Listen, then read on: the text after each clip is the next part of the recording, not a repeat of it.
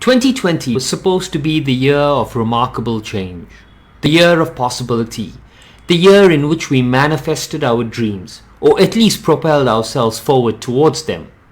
And then COVID-19 happened, and many of our dreams came to a grinding halt. But amidst all the uncertainty, there was a silver lining.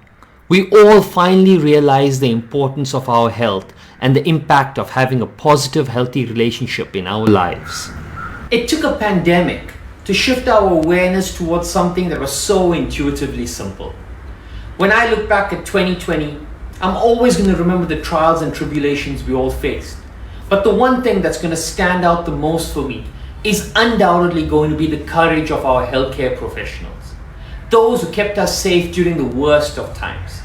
That is always going to serve as a reminder of the innate goodness in every single one of us. As a scientist, I love discovering new technologies. One amazing product that I discovered this lockdown was PhytoRelief CC, a pastil made from phytoactives of medicinal plants.